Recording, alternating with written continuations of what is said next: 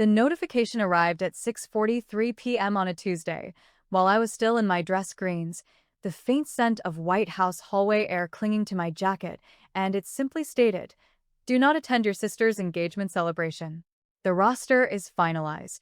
There was no preface, no kindness, no hint of regret. Just two cold sentences from my own father, as if I were a clerical mistake to be erased from a seating plan. I stared at the screen until the words blurred, reading them over until the meaning finally sank in. And deep inside, beyond the two Secret Service barricades I passed daily, beyond the ID that read Lieutenant Colonel Davis, something inside of me went dangerously still. My name is Riley Davis. I am 48 years old, and I've served as a lieutenant colonel in the United States Army. For the past several years, my work has placed me within the walls of the Pentagon in a sensitive advisory capacity that isn't discussed over dinner tables. To my extended family, I was just the one who worked for the government. There was no medical degree, no law firm partnership, nothing with a title that resonated at family barbecues. Just a woman in her 40s who never seemed to find a husband or produce grandchildren, someone who, in my father's estimation, simply hadn't lived up to the family name. My father's benchmark for achievement had a name: Melissa. My younger sister sells corporate real estate in Atlanta.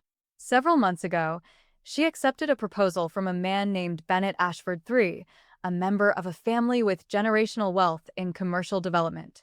When I heard about the engagement over the phone from my mother, I could picture the celebration from miles away, the clinking of iced tea glasses, my father's booming congratulations echoing in the kitchen.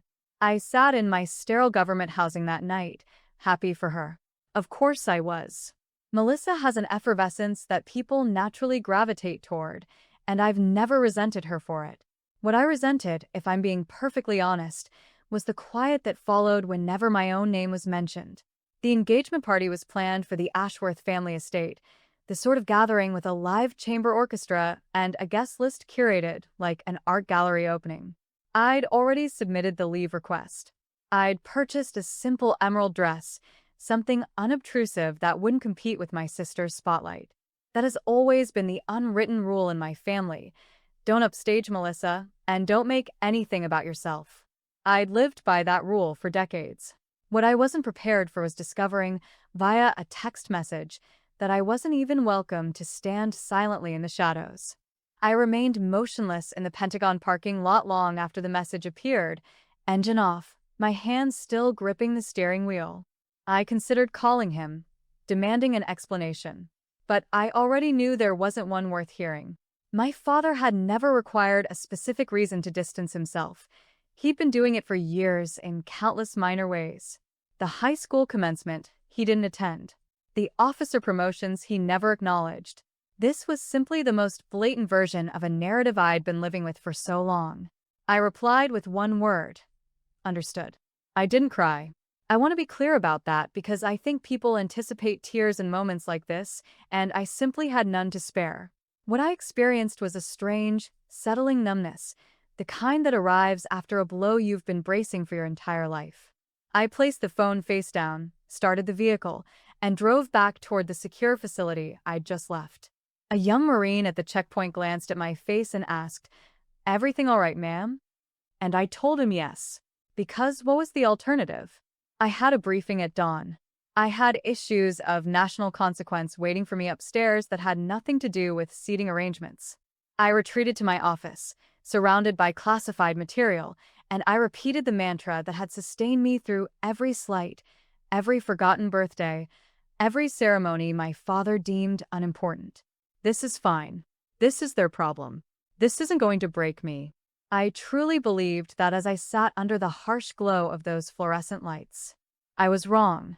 The phone call arrived the next evening as I was finalizing paperwork. My sister's name appeared on the screen. I nearly ignored it, assuming she was calling to act as a mediator for our father, the way she always did. "How could you do this to us?" Her voice shattered on the last word. It wasn't laced with anger. It was fractured with confusion. I straightened up in my chair, disoriented. "Do what, Melissa? I haven't done anything.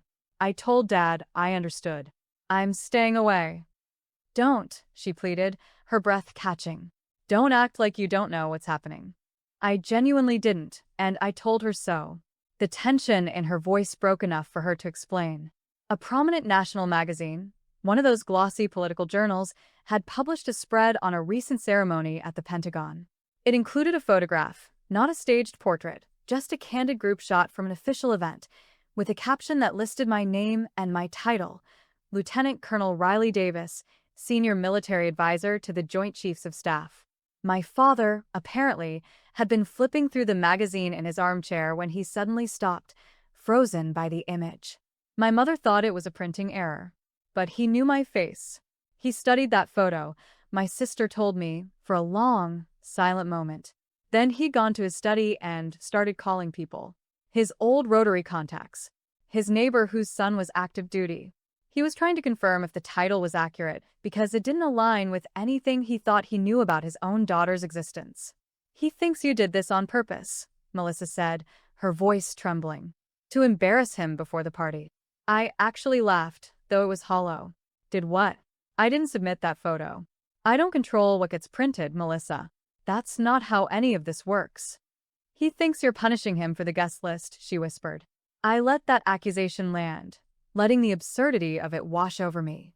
Decades of silence about my career, decades of him never asking a single question about where I went or what I did, and the moment a fragment of the truth surfaces, his first reaction is suspicion. As if my entire life was a scheme to undermine my sister's wedding. I found out that magazine existed 30 seconds ago from you, I told her, fighting to keep my voice level. I didn't plan any of this. She paused, and then she said, I believe you, but Dad doesn't. He's spiraling. He keeps saying things like, why wouldn't she tell us? And, what else is she hiding? And the truth is, Savannah, I don't know what to tell him because I don't know what you do either. No one in this family knows what you do. That statement hung between us, heavy and accusatory. No one ever asked. I replied quietly. She didn't have a response. We sat on the line in silence, both aware that an invisible line had been crossed, one that couldn't be uncrossed. Sometimes the deepest wounds are the ones left by people who never bothered to look. I didn't sleep that night. I lay in the dark, replaying every version of my life my father had refused to acknowledge. The truth about my family didn't begin with a magazine spread. It began decades earlier, in a modest home in Roanoke, Virginia, where I learned that love in our household came with invisible conditions. My father, William Davis, was not a cruel man in the traditional sense. He never raised his voice or his hand. His was a quieter form of neglect, an accumulation of absences that taught me, year by year, exactly where I ranked. When I graduated from West Point, they didn't attend. My father said the drive was too long, and the date conflicted with my sister's cheerleading competition. I stood on that field in my dress uniform, watching my classmates embrace their proud parents, and I told myself it didn't matter. I was good at that, compartmentalizing the disappointment. When I made captain, when I pinned on my first set of oak leaves as a major in a quiet ceremony at Fort Bragg, none of it registered at home the way my sister's first real estate deal did. I stayed silent. It was easier. My father had a phrase he'd repeat whenever the topic of my service came up, usually with a tone of weary finality. The military doesn't build families, Riley. It tears them apart. He said it about deployments, about my decision to re-enlist, about every step I took further into a world he couldn't see. It was as if my uniform was a choice I'd made against him, rather than something I'd chosen because it was the first place that measured me by my actions instead of my failures to conform. What he never knew because he never asked was what that uniform actually represented. He didn't know about my first overseas tour, the months of high-stakes logistics under constant threat. He didn't know about the intelligence report I redirected at the last possible second, a decision that saved a convoy. He didn't know about the Army Commendation Medal sitting in a box in my closet, never shown, never mentioned, because I'd learned early on not to bring trophies to a house where no one was acknowledging the player. The Pentagon posting came through a few years ago, a position that required a clearance level and vetting process, so extensive it reached back to people I hadn't spoken to since college. When it was finalized, I called my parents to inform them I was moving to DC. My father asked if it came with a pay raise. I said yes. He seemed satisfied with that and asked to speak to my mother about a property my sister was showing. The conversation lasted less than 3 minutes. I'm sharing this not to portray my father as a villain. He wasn't. He simply understood love through the lens of visible, tangible success, the kind you can boast about at church. My sister's success was easy to brag about. Mine was locked behind security protocols and NDAs. In his mind, my silence read as mediocrity, not as the duty it actually was. I was still wrestling with this when my phone began lighting up the next morning with calls from a number I didn't recognize, followed by one I did. My father. I let them go to voicemail. I wasn't ready. Around 11 a.m., there was a soft knock on my office door. A young staffer, Priya, stepped in with an expression that was hard to read. "Colonel Davis," she said carefully, "your father is here." I want to describe as precisely as I can what it looks like when a man who has spent 2 decades underestimating you is forced to walk through the world you actually built. My father arrived at the main gate with no real plan. He wore his best jacket and had combed his hair. He likely thought this would be like walking into any office building, give the receptionist a name, wait a few minutes, have a tense conversation. That is not how the Pentagon works. He spent nearly 40 minutes at the checkpoint while security personnel verified his identity, cross-referenced his records, and made calls confirming that Colonel Riley Davis did in fact work in this building. I picture him there, his confidence slowly dissolving as he realized he'd stepped into a world far larger than a magazine caption suggested. Priya escorted me to the visitors area. My stomach was in knots, unsure which version of my father I was about to confront. I found him standing rigidly by the window, hands clasped, watching the flow of personnel move with purpose around him. As I approached, the scene unfolded like a slow-motion revelation. One by one, people passed by. A brigadier general from strategic planning gave me a curt nod. Colonel Davis. An intelligence officer I'd worked with on a previous project offered a salute. My father's head turned with each acknowledgement, trying to piece together the puzzle. I saw the exact moment his expression shifted. Not with a gasp, but with a slow, difficult recalibration behind his eyes. "Dad," I said, stopping a few feet away. He turned. For the first time in my memory, my father looked uncertain. Not stern, not disappointed, but genuinely at a loss. His gaze moved from my face to my insignia, to the hallway where the general had just passed. "I didn't know," he said, his voice losing its usual certainty. "Riley, I had no idea any of this was real." I felt an old instinct rise up in me, a familiar urge to soften this for him, to fill the silence, so he wouldn't have to feel the weight of his own neglect. I forced myself to stay still. I forced myself to say the truest thing I had. "You never asked."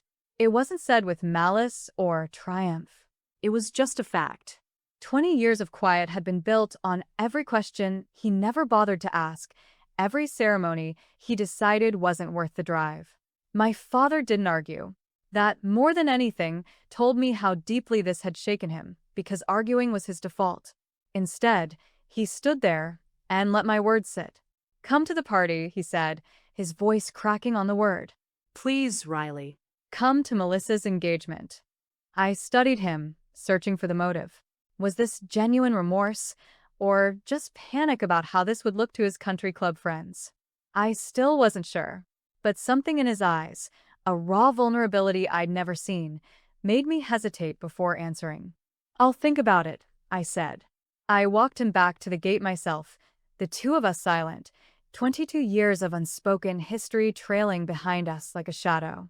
I convinced myself I wasn't going to go. I held that line for 2 days, until Melissa called me again. This time, her voice wasn't pleading, it was scared. "The Ashworths know," she said. "About you, about everything." The same magazine had found its way to Bennett's family. Someone at their club had mentioned it. A colonel in the family, they'd said, impressed. Bennett's mother had asked Melissa about it, expecting a charming story about a distinguished sister. Instead, she'd gotten a stammering, vague answer because Melissa knew nothing. The Ashworths, it turned out, hated feeling misled. There was talk of postponing the engagement announcement. My father was terrified that his own dismissal of me was about to cost his younger daughter the marriage he'd been betting his own reputation on. "I need you there," Lauren said, her voice breaking. "Not for Dad. For me." I thought about the text message. I thought about the missed graduations. And then I thought about my sister, standing alone in a room full of people who suddenly doubted her family's honesty because of a truth we'd all hidden for too long. I said yes. I arrived at the Ashworth estate 2 days later, deliberately not in uniform. I wore the simple green dress I'd bought months earlier. I told myself I was just there for Lauren. My resolve lasted about 10 minutes. I was standing on the edge of the terrace with a glass of sparkling water when an older gentleman approached me. He introduced himself as a retired Army colonel, a family friend who'd overheard my name. "Colonel Davis," he said, extending his hand. "I read about your work in the paper a few weeks ago." "Extraordinary." "It's an honor." I hadn't expected that, but word travels fast in certain circles. Within 20 minutes, 3 more people had approached me. I found my father standing near the buffet, watching this unfold. He held a drink he hadn't touched, his expression not quite pride, but something rarer, something closer to remorse. Grief for the 20 years he'd spent assuming a version of me that never existed. Grief for every ceremony he'd missed. He caught my eye. For a long moment, neither of us moved. The party hummed around us, laughter, clinking glasses. But between us, there was only that heavy silence. He didn't come over. Not then. I think he understood that whatever needed to happen between us wasn't meant for an audience. He found me hours later. The guests had migrated inside, and I was sitting on a stone bench at the edge of the garden. He sat down beside me, without asking. For a long time, neither of us spoke. "I told people you worked in an office," he finally said, staring ahead. "For years. When your aunt asked, I told her you did filing for the government. I made you sound small." I didn't respond. I let him sit in the discomfort of his own confession. "Why?" I asked, meaning it as a real question. He was quiet for a long moment. "Because I didn't understand it. The military. What it meant for a woman to make that her life. My own father used to say things about service women that I'm ashamed of now.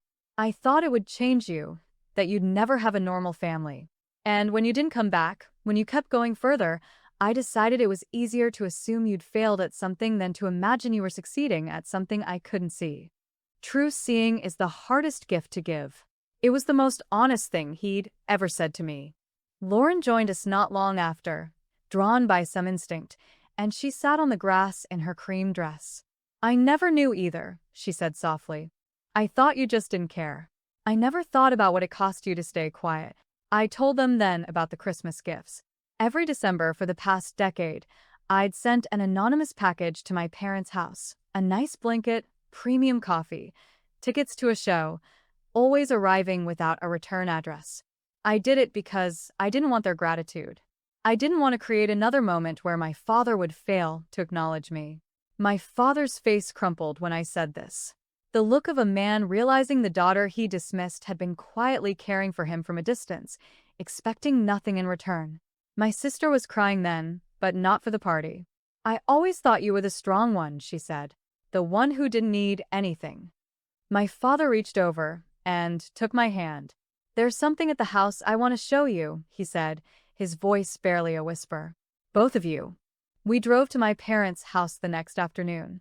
My mother met us at the door, her eyes telling me she knew what this was about. My father led us to the hall closet in the back bedroom, the one that was always off limits. He knelt, pulled out a plastic storage bin, and set it on the bed. Inside, organized meticulously, were dozens of envelopes. "What is this?" Lauren asked.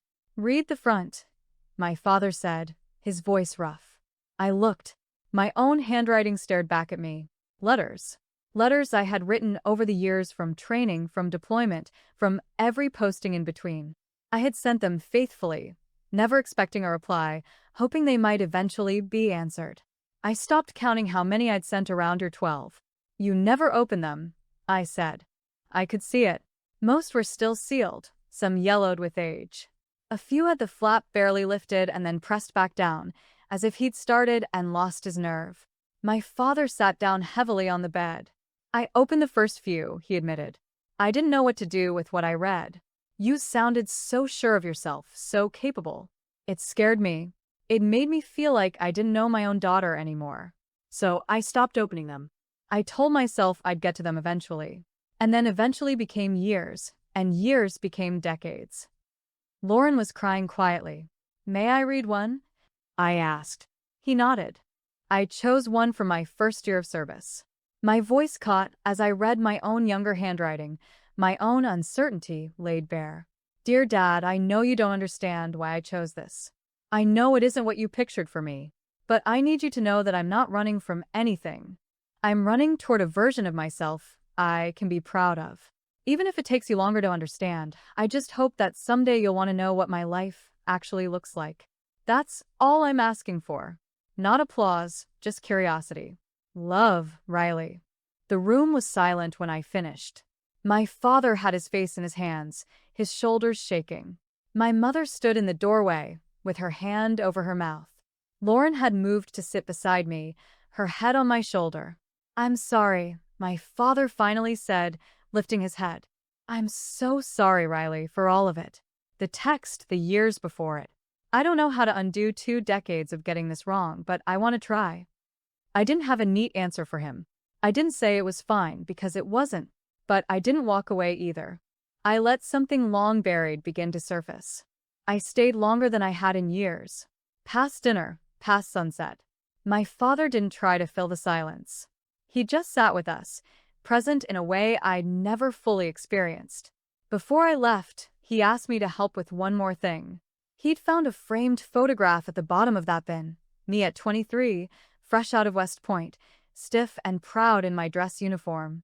He carried it into the living room, found a hammer and nail, and hung it on the wall directly beside the large portrait of my sister. He stepped back, looked at both photographs, and said nothing for a long moment. Then he turned to me. There, he said, his voice unsteady. That's 20 years late, but there. I won't pretend that fixed everything. Grief and neglect don't evaporate on command. There will be harder conversations ahead. But standing in that living room, looking at 2 photographs hung as equals, I felt something loosen in my chest that had been tight for over 2 decades.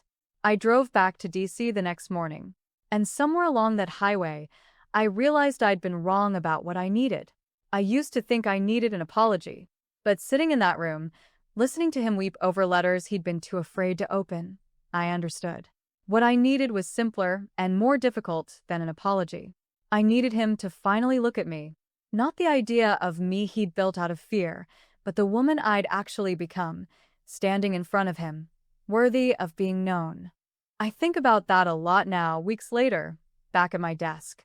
I think about how much of my strength came from learning to stand alone, to find worth in myself when no one offered to help me find it.